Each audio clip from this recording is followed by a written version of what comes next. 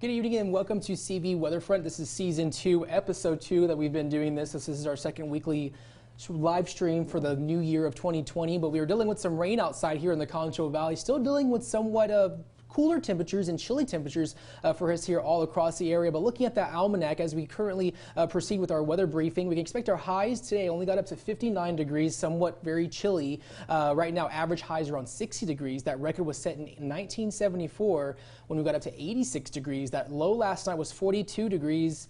But the average is around 34. We expect to see a little bit more warmer temperatures as we go into the next several hours here, not expecting to get as cold as last night. Here's the latest drought monitor. This is not including all the rain that we received last week, but it kind of gives you an idea of which areas across the Concho Valley did see some rainfall or what needed some rainfall. You can see just to the east of us, in and around McCulloch County, Concho County, and Menard County, they're dealing with severe drought. And so now we dealt with rain last week, Aaron, and now we're dealing with more rain today. I'm not really sure if there is any measurable rainfall as of now. I'm sure that there is, I'm sure maybe less than a half an inch. But here's a live look at that radar across the entire state of Texas. We're seeing this upper level low pressure system that's moving through the south central U.S. You're able to see that kind of anticyclonic spin there as it continues to move across the south central U.S. And of course, we're dealing with those widespread showers all across the Concho Valley as of now. We're not expecting any heavy rain out of this, and it looks to me that this is not going to last too much longer. I mean, we probably gave this another hour or two before this makes it out of San Angelo and out of the Concho Valley. We expected this to actually last up till about 5, 6 o'clock tomorrow morning, but now this is actually moving a little bit quicker than what we anticipated. But looking at that rainfall potential, not expecting any really widespread rain, but as we head into the next several days, we are expecting some areas that could measure up to about a half an inch, probably about a fourth of an inch. And I believe that's what we've seen so far here for today. And of course, last week, of course, we're at that we surpassed that half an inch mark in terms of our monthly weather temperatures for us here across the Concho Valley, for us here in San Angelo at Mathis Field there. But looking at our GFS extended futurecast, as we go into the next several days here, we can expect this weather system moving out of the area. Clear skies. I don't know, Aaron, you like sunny weather? I like sunny weather. I like southern weather too. So clear skies, temperatures getting up to about in the 60s. We're going to be somewhat pleasant. And then as we go into the next several days there, we're going to see this increase in cloud cover. We're going to have a cloudy Saturday, but those highs are remaining in the 60s. We're actually expecting a little bit of a weak front to move through the area as we go closer towards Thursday night into Friday morning there. But highs getting up into the 60s, increasing cloud cover for Saturday. A sunny Sunday, and then we're anticipating another weather system to move through Monday into Tuesday that could bring some more rain chances, but weather models are very inconsistent in the timing of this, and also I think the European model is showing that we're actually getting rain, and the GFS model is saying there's nothing going to happen here in the Concho Valley. So it's a little bit too far out in terms of what we're going to expect for the first start of next week there. But looking at our, we're going to discuss several topics today as to when it comes to, because you know we're getting into that season, we're kind of edging a little bit closer towards severe weather season, and so we're going to kind of go in talking about how to accurately observe and report weather. Yes. And so we have a few objects here on the desk here. Of course, we have several rain gauges. You know, yes. This one.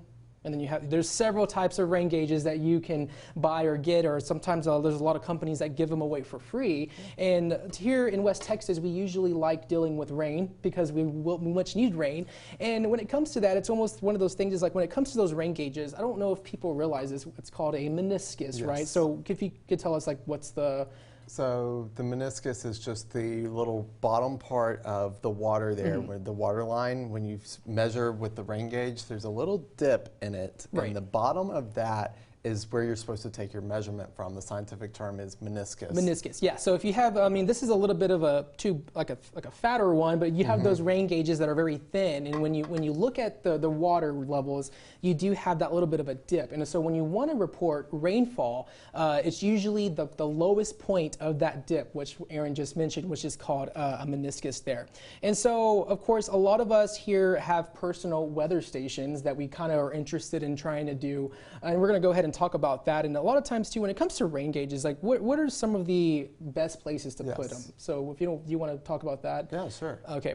So there are many different types of instruments that you can use, that you can purchase. You can find them online and you can buy them, throw them up in your backyard, and you can get all kinds of different weather information, relative humidity, dew point, temperature, wind speed, and direction. And if we take a look at that graphic, and we'll talk a little bit about where to put your weather station. There's somebody's pretty open backyard with no fence, no other houses. I don't know if maybe you live out outside of San Angelo. Right. Maybe you have some open land there and you want to put your weather station out. Is this a good place to put your weather station, Chris? No, it's not. I mean, come on, it's right next to a shade tree. It's right next to right next to a shade tree. You know, it's to get some shade, and also too, it's one of those things where, hey, you never know. That seems like a good place, but you know, it's not. That is not a good place to set your weather station. And this goes along with the rain gauges and any type of weather devices that you have. And of course, the reason why is because when it comes to that is that you have that rain that falls off the trees, you have those tall structures that are usually in the way. So you want to be away from any large structure, as of a house, building, a tree, because a lot of times it blocks the wind. Right. A lot here in West Texas, we have that horizontal rainfall, that horizontal rain, because we get those 70-mile-an-hour straight line winds.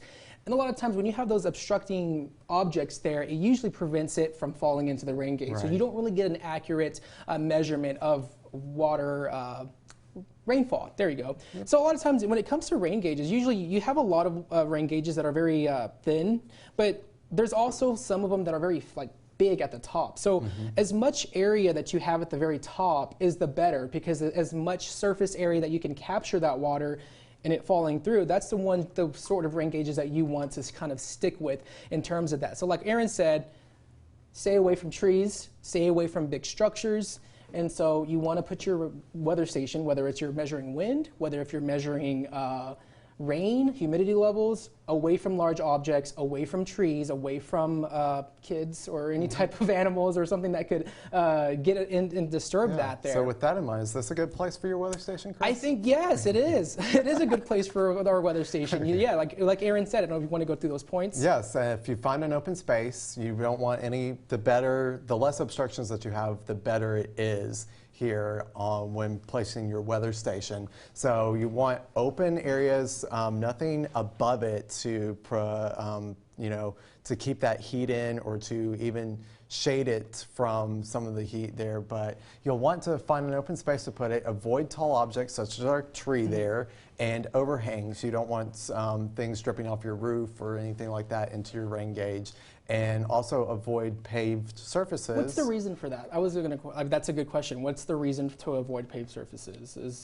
Paved surfaces, just basically that is going to mess with the thermometer of weather stations. True. Okay, so that makes sense. So if you have like a black top, black asphalt. Yes, or if you have even a sidewalk can absorb heat, and especially if you mount a weather station to your roof, you want to make sure that you mount it far enough away from the roof surface that you don't pick up the reflection of the roof heat. Right. So like Aaron mentioned, the paved surfaces, the asphalt, because it's known here that asphalt can actually be probably get up to 130, 140 degrees in terms of that Fahrenheit temperature there, especially in the summer here. So if you want to be away like in a grassy open area without any weather spaces. So that's all about observing and reporting rainfall and wind speeds and stuff like that. But a lot of times we like to take pictures of weather phenomenon, and we see that a lot. And so one of the things here is that we always get pictures where somebody's taking a phone like this. Yep. I mean, that's the most common way to hold I mean, you use your phone this way. You hold your phone this way, you scroll through Facebook, you do all that in the vertical. And you take pictures like this. Yeah. But a lot of times it makes it very hard for us to put it on TV because of the dimensions. Because of course, when you watch your TV, your flat screen that you have at home, it's usually a wide angle screen. So a lot of times what you want to do, so you want to put your phone and take weather pictures like this. Horizontally. Like that. When taking weather photos, you want to make sure that, one, your phone's in the horizontal. You want to hold your phone in the horizontal. You want to try not to capture buildings, power lines, anything else that could be man-made. It just makes the picture, if you can help it, it just makes the picture more photogenic and makes it more pretty for showing on air. And then never take photos while driving. That's a big no-no there. It's a very unsafe thing to do. Right. Big red no there on the front of our little car there. Right, and I mean, maybe if you're a passenger, it's probably a little bit safer. But a lot of times, it's like when people are driving, they're going so fast, and so when you take the picture, you don't really notice it when you see it on your phone, but it makes the picture blurry. You know, it makes the picture blurry. And for us here, when we grab the pictures here in the studio, they come out very blurry. Because of course, when you watch TV at home, you watch in high HD, high definition on your flat screen TVs, and of course, it's very, very obvious when you're like in a car, like moving. So a lot of times it's a little bit easier for us, and of course, that's why we want to give you certain tips on how to successfully submit your weather pictures, and of course, submitting your weather reports, because we're dealing with, of course, rain right now. It is chilly outside, but of course, when we get into February, March, that's getting closer towards the severe weather season in terms of that. So is there anything else in regard to that? Did we miss any points with taking weather pictures? I don't think so. Oh yeah, always have your flash off. Oh. Yeah, a lot of people. Have you got some strange? Yeah, oh, okay. yeah, like flash. So if you're like doing a sunset, a lot of times people have the flash on, and it gets the particles, and it just doesn't. Or like they have the window and it reflects off the window there. So yeah, that's some good pointers in terms of trying to successfully submit your weather photos, and we wanted to kind of discuss that with you guys at home if you're watching our live stream here. But going on and moving on to our world headlines, we've dealt with several weather events. We really only seen rain here in the Concho Valley, but there's been several crazy weather events that's happened across the nation. And so our first story here is this dog back in, I think it was Massachusetts. I can't say that. Massachusetts. This dog was, I guess, going across a frozen pond, and he got trapped. And they had to successfully try to rescue him. And the good news here is that the owner tried to use a canoe to save Max, but the boat ended up flipping, and the owner ended up trapped as well, which is a horrible thing. So, of course, a quick thinking neighbor called 911, realizing the ice was too thin for him to try to help, and so the fire department there and first responders showed up and was able to use a sled and paddles to rescue the man and his dog.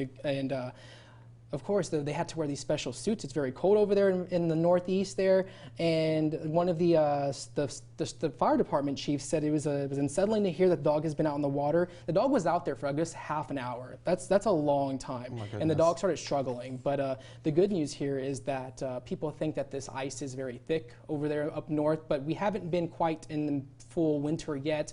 They're still dealing with this kind of this event there across the Northeast from stretching. Go ahead. And you know, it really hasn't been that cold elsewhere across the United States, not just here in the Concho Valley, but even in the northern states, it's not been as cold as we normally see across the lower 48. And so there are a lot of places that would normally have ice, really thick ice across ponds and lakes and such like that, but they're just not seeing that now. Right, that's right. So our next video is that going into that winter weather, of course, portions of Canada, Newfoundland, dealt with a lot of snow. There were several. They cleared like a national emergency for this section of Canada. Look at this time lapse here of this porch. You see that snow falling. It's continuing to fall, and then eventually so much snow fell that a lot of people were snowbound. They were trapped inside their houses. Nobody could get out. You're able to see that increasing snow just kind of piling all the way up to toward the roof of that house there, and it just kept on snowing and snowing and snowing. They're dealing with blizzard conditions. You can look at this video here. They're trying to dig their way out of this snow event that happened up near Newfoundland. And look at this person here, just snowing all of that snow, trying to dig his car out. And we're very fortunate that we don't have to deal with that. I want to experience a blizzard at least once in my life, because I never have. But this is crazy in terms of like how much snow fell. This is like several feet, and look how high those piles are, according to where the houses are. All the way up, you can just see the snow going over the the house there. Look, it's up to the halfway up the house in terms of that there. But I don't think that little snow machine is going to really help too much there. I don't know how people still live there after all this. Oh God, yeah, it's horrible of how much snow fell. I know we dealt with snow in North Texas about a couple of minutes ago, or not minutes ago, about a week ago or so. But nothing compared to what they saw over there near Newfoundland. So of course the government declared a national emergency. They had a fly-in rescue because people were, power lines were down. There was a lot of rescues that were ongoing. Look at, this is when the blizzard, blowing snow. Yeah, this is when the blizzard was going on there. You see, I mean, there's one thing to be stuck in this, but it's also a bad thing when you lose power, because that creates a somewhat of a hazardous situation because you're dealing with way below freezing temperatures. But going on to our next video, we're going all the way down under to Australia. They're dealing with very weird weather events in that portion of the world. This was a very significant dust storm that was over there in Australia, because they're dealing with those wildfires, and now they're dealing with like flooding. They're dealing thunderstorms. They're getting thunderstorms. They've still got very dry conditions, or they've been seeing very dry conditions, and then you get these thunderstorms with these strong winds coming out of them, and you start to see where those strong winds start to kick up this dust here across portions of Australia, and you get these big dust clouds like this. I know you've experienced something like this before here. Yeah, it was last year in 2019. It wasn't as bad as that, but I remember there was an incoming dust cloud. You were able to see it on our Cactus North Cam, and we were able to see this coming there. But not only are they dealing with dust storms, but they are also dealing with this hail, these weird storms that are just causing just the most extreme portions of weather. So you take all the natural phenomena that can happen weather-wise and the most extreme events that can occur, and this is what's going on in Australia. They're dealing with wildfires, now they're dealing with large hail, dust storms, and now they're dealing with this hail and this flooding.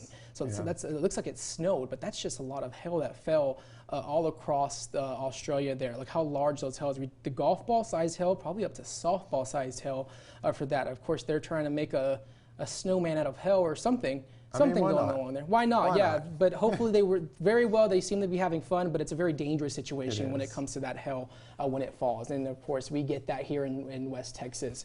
But if we could go on to our next video here, like I said, they were dealing with flooding. Now it's flooding. First wildfires and then now flooding. So it's kind of crazy on how separate ends of the spectrum that they're dealing with this weather over there. And of course, this is causing some very bad situation for portions of Australia. I mean, it's like you go from one extreme to the other, honestly.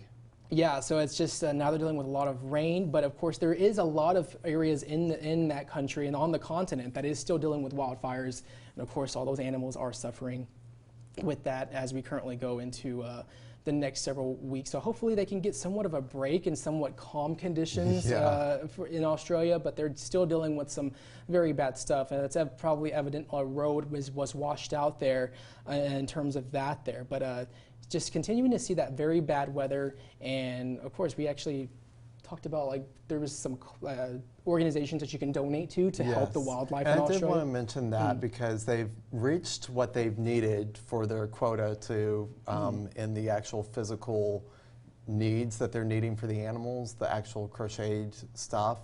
So they've met those needs in Australia from international people that are outside of Australia. And the reason they don't want any more from outside of Australia is because that they can meet the need locally with the people that are still in Australia and help the animals locally.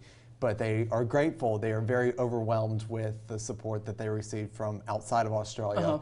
One thing that they do still need is monetary donations to help feed the animals that are still trying to recover. That's true. Yeah, definitely. So, of course, when we get into, well, now that we've covered a lot of the significant weather events, now it's time for our activity in terms of our activity there. So, of course, we're going to play the game that we played last week. Yeah, let's see how this goes. So it was very interesting last week because when it comes to drawing stuff, I mean, I can't draw. We need to get you one. We need to trade this out for one of those touch screens so you can do the weather and just draw stuff. Do you have the materials for that? I do. Okay, he has materials for it, and hopefully I can somehow come up with certain weather. Yeah, we've got. I mean, I didn't realize I didn't know. Maybe how to we draw. should re-explain how this works. So we have our Concho Valley homepage, KSAN-U's box of weather terms. Weather terms. So there's a lot of different weather terms or weather phenomenons that are listed on strips of paper. Here's my board. And there is What we do is that we both draw one, Yes. and only I can see it or only Aaron can see it, and we try to draw this certain weather phenomenon, and one of us has to guess what we're drawing. With the help of our audience. With also the help of our audience. So you can participate at home in trying to see what I'm drawing or what Aaron's drawing. Last week I wasn't successful. It got interesting, to say the least, in terms of my drawing. But so you're going to go first. Okay, because I'm not going to go first. Here are the commenters. Let's see what people have to say. Bobby Coleman says hi, and then Emily McCoy, who is my best friend from college. Wow. Hi, Emily. She's watching, commenting there. Okay. This will be easy. Okay. Awesome. Okay. This one's going to be easy. You'll get this. Okay, cool. You got your chalk out. Yeah. Of course, you have to. Here we go. All right, so we're going to go. Okay, he's going to start drawing. I'm going to do this left-handed. Okay, that makes it more challenging there. Yeah. Uh-oh. A cloud. Kind of. Okay. Here, we'll put the clouds here. Okay, a tornado? Yes, that's Okay. it. That's it. Oh, that's it? Oh. Yep, that's it. Okay, so All right. that's too quick because usually. Okay, just a long story short, I drew something and it wasn't like turning out the way it was supposed to draw last week. So it's Good just, gosh, I got this last week and I didn't know how draw to. something else. Okay. I didn't know how to draw it though. So if you are, because Emily says chalkboard, she's making fun of us that we're using chalkboards. She thinks that dry erase boards may be better, but we're doing old school. Why aren't we doing dry erase boards? I didn't think it would show up well. Okay, that's true. Yeah, because you have the reflection of the the lights and stuff. Yeah. Yeah, Emily. Look how shiny this desk is. Yeah, so you see the shiny on the desk. So the dry erase boards are really. She's also a teacher at Hatfield Elementary in Fort Worth. And they don't use chalkboards? And they don't. No, I think they use they're using smart boards now. Oh. They're using like projector type. They have these big old screens in their classroom. Yeah. A 2020 classroom is different from what I was used to. I know we dealt with like the transparencies and stuff like that. Okay, I need to do my thing. We're getting too carried away. Okay, all right. I don't want you to see that. Let me see this. Let me see what people say. Okay, so this is land. Okay. Oh, wow, I shouldn't be saying it, right? You okay, so it's like a. Just draw. You can. Okay, there's a house. Okay. There's a cloud. That's a cloud. That's a very big cloud.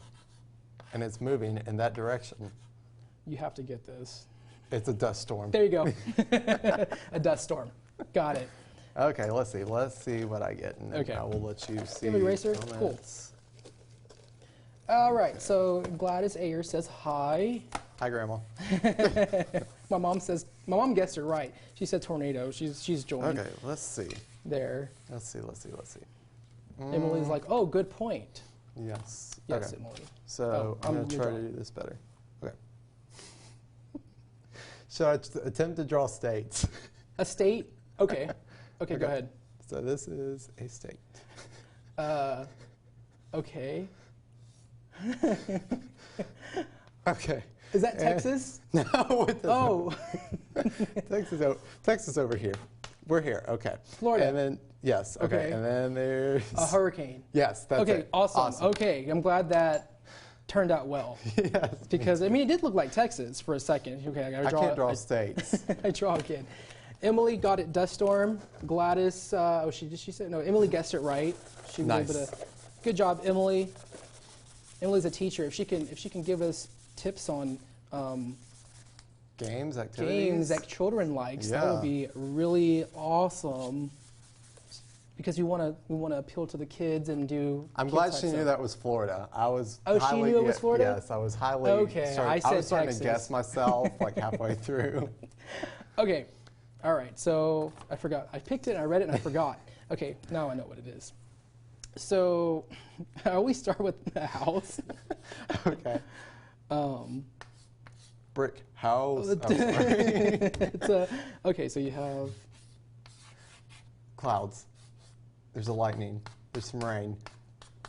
Okay, you're better at this week. What happened last week? I was practicing. Oh, okay. So it's a thunderstorm. Correct, you got Cool. it. See, these are too easy. Now you probably have to, if we ever I'll play this game again, I'll you have to make some new ones. a little harder in terms of that. So did anybody guess it right? What did Emily say? I know She's covering weather right now in her class. Oh, really? Yeah, that's cool. I like that. So what? First grade. She teaches first grade, and that chalk just shattered into like 50 million pieces. But it's okay. It's okay. Emily teaches first grade. They're covering weather, and okay. yeah. So it's a lot of basic. Oh, rain and stuff. All right. Okay, here we got comments for you. Awesome. And I'm going to try to draw this. She got thunderstorm. Okay. Let's see. Okay. A donut. Not quite. A devil? A cat? No, not quite. A cat. That looks like a demon. That looks like a cat. It's a cloud. No. A dog. Pets. A fox. Okay, hold on. There were some of these at Mississippi State. A ghost. I don't know. Okay, a squirrel? No, it is National Squirrel Day. A dust devil. No, that's not it. Hold on. Okay. Let's do some little... Okay, Gladys says earthquake. Oh, she says to do earthquake. Oh. Aaron, I don't know what that... A flood? No, it's a... Oh, hold on. I want to... That's supposed to be an animal, right? Yes, it is an animal. It looks like a cat to me. At home, that looks like a cat. Please tell me that looks like a cat. Yes, that looks like a cat. So there's it's got a little, we need some more. Water? No. Rain. You bring these at Mississippi State games. A bell? A cow? Oh, a cow. That looks like a cat. You do not know how to... Okay, that's a storm. Yeah, and this is... Oh, okay. A cow and a tornado. Yes. All right. Yeah. Okay, that looked like... That was not a cow. You should have drew the things at the bottom, the what? Oh, the udders? Already drew that. Would that have been appropriate? I don't know. If you knew how to draw it right, if you knew how to draw it right, then it would be appropriate. But if you didn't know how to draw it, it could be... We have colored chalk, too. Oh, well, so I mean... If you need colored chalk. I'm not that advanced there. I mean, it's... Okay, so But my you've been next... practicing. My next thing, yeah, so... that's a good one. Raining cats and dogs. I like that guess. That is a good one, because I thought that, too. I should have said that, but I didn't. I already did that one. I lost my... Okay. So, okay, this was a little bit hard, not too easy. Okay. So this is a screen. Okay, so we have a... I shouldn't tell you. Okay.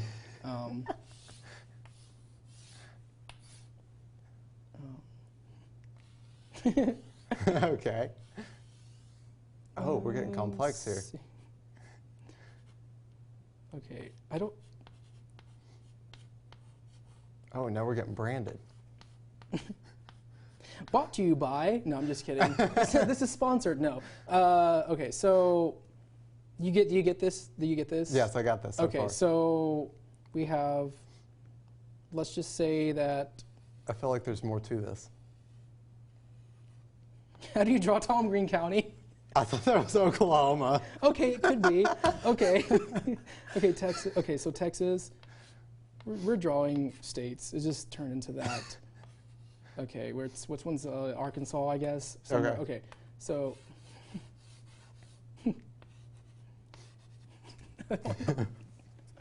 I hate my side profile. Everybody's getting my bad angle. That is radar. Is that radar? Yes. On TV. Okay. Radar. Okay. Oh, wait. It's something on radar. Oh, is it a squall line? There you on go. Radar? Got it. Yes. Cool. All right. There we go. Any comments? Savannah Acosta says y'all are hilarious. I hope so. Usually we're making ourselves look like a fool because we don't know how to draw. Oh, you're next. It is my turn. You're next, Here, yes. You get the comments. So I get the comments. Say hi to Savannah. Hi, Savannah. Did the Patriots win? Oh, did they? They lost, right? I don't know. I don't keep up with NFL football. Okay. Sorry. I know she's a big Patriots fan. No, she's an Eagles fan. Wait, she? I don't know. Is she? I don't know. She's like an Eagles fan or here we go. Philadelphia Eagles. Colored chalk's coming out this time. Savannah, what are you? What are you a fan of? I know it's either Patriots or Eagles. I forgot. And if they lost, I'm sorry. I'm sorry. I don't know if they won. We're going to use the colored chalk for this one. Okay, cool. Here we go. All right, I should have used that for dust. There we go. Mountains, heartbeat, heart attack. No. What?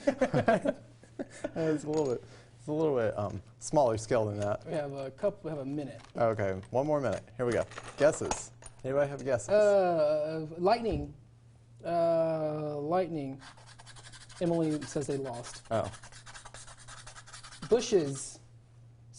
What kind of bush looks like that? What kind of whatever looks like that? I don't even know what that is. Spikes. Like, is it hazardous? Yes, it is hazardous. Lightning. No. Flooding. No. I don't know what that is. I need some. Oh, here we go. Okay. Oh, a wildfire. Yes, it's a fire. Awesome. There we go. Okay. My mom says right. earthquake, which Emily got it. Emily Okay. got it. She's Nice. good. She goes, y'all did not just call me a Patriots fan. You're grounded. Sorry. I didn't. I'm sorry. I mean, You I can't knew, keep track of anything. I knew Emily got it right. She got the wildfire. But Savannah's mad that we called her a Patriots fan, that she's supporting Patriots. But now that we're over that, who won? No, I guess we didn't really win. We're just trying to guess. I thought it was just for fun. Yeah, true. Okay, I guess we both won. And for me to get Everybody's a chalk winner. all over Yeah, myself. Same. Okay, I didn't. I was not messy there, but That's Savannah made it clear that she's a diehard Eagles fan. Let's put that out there if you're watching there. So diehard Eagles fan Savannah, who works at the front desk, does a lot of She's good a job. receptionist. She's Receptionist, very sweet. very, very nice, very sweet. Takes all the hate calls and every calls that go. She does a really good job. But that's all we have. You can always follow us on our social media pages at Chris Ramirez KSAN on Facebook. And of course, I'm on Twitter at Chris Ramirez WX. And of course, And I'm meteorologist Aaron Ayers on Facebook and Aaron A_WX on Twitter. And don't forget, you can always check your latest weather updates, news, weather, and sports. Oh, this is new. On the ConchoValleyHomepage.com, as well as downloading the app, where you can also buy on the App Store and Google Play. I think it's free. Is it free? I think it's free. Awesome, it's free. So, yeah. And notifications. If you're wondering who sends out the notifications, it's Aaron. if your phone's going crazy, it's Aaron. Yeah, blame me. True. Well, that's all we have for you for today. Join us next week for another episode of CV Weatherfront. Thanks for watching.